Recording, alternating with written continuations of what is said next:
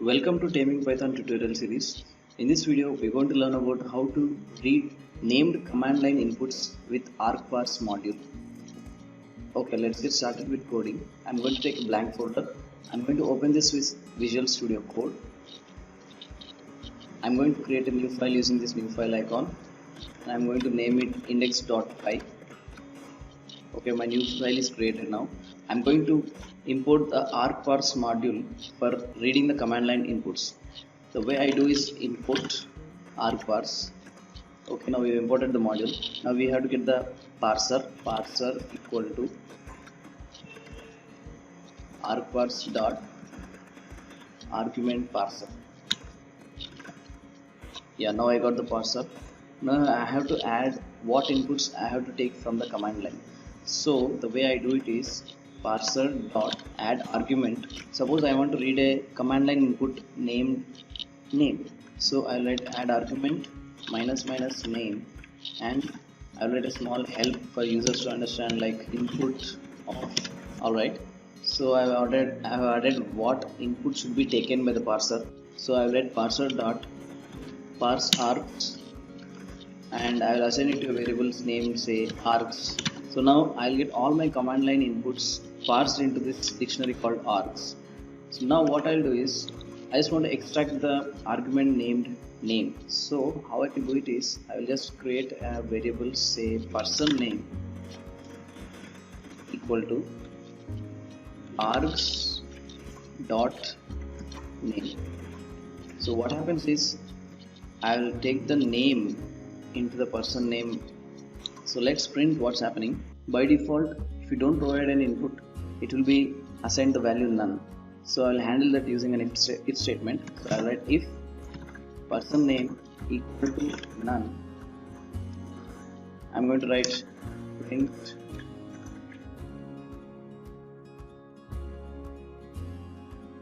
so now if I provide an argument dash name, I'll get hi the name, and if I don't provide, I'll get please provide the name. So now using this program, we are able to read command line inputs using this argparse module. So let's run this program. First I'll save this using Ctrl S, and then I will run this program using this play button at the top right. Yeah, now you can see it's going to provide the name. So okay, so now I'll create the command line and I'll just write python index.py, my file name, and I'll give the input minus name. Sudhir. So I'm getting hi Sudhir. So using this argparse module, I'm able to easily take command line inputs which are named. So now let's modify this program to take two command line inputs. So let me try to take an input named first name, and I'll write input of person first name, and then I'll try to add another argument called last name, and I'll write this, and then I'll write another argument for this. This time I'll write an argument called default. Okay, remember, if you don't give any input to the command line, it will take the value as none. But with this default argument or the default input to this function, I can specify what will be the default value. So if the user didn't give a flag named last name in the command line, it will be assigned a default value of an empty string. So this is a handy way to specify default values to command line inputs. Alright, the next step would be the same, parse args for parsing all the input arguments. Now this time I'll get the person's first name using, I'll just rename my variable as first name, and I will just parse. Now if you see, I can't get the value name because it's not mentioned here, so I'll write first name here, and getting the last name I will write another variable and I send the value args dot last name. You know, these both should be the same. Okay, and now my only constraint is that the user should provide the first name.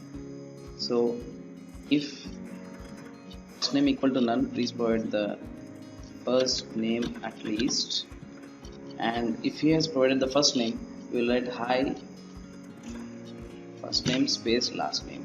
So I'll write this as first name comma last name. Now we have successfully read two input arguments from command line, which can be given using this dash dash name style input.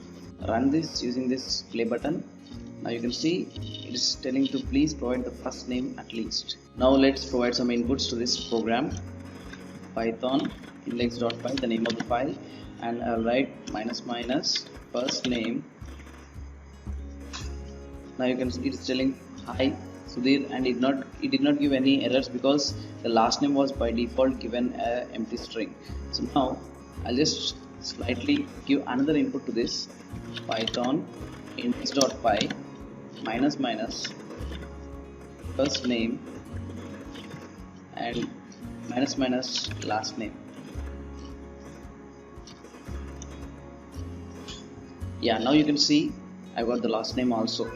In this program we have learned two things: how to get a command line input using this argparse module, and you can also give default values to the command line inputs using this default input to the function. This is how to easily read command line inputs through the argparse module in Python.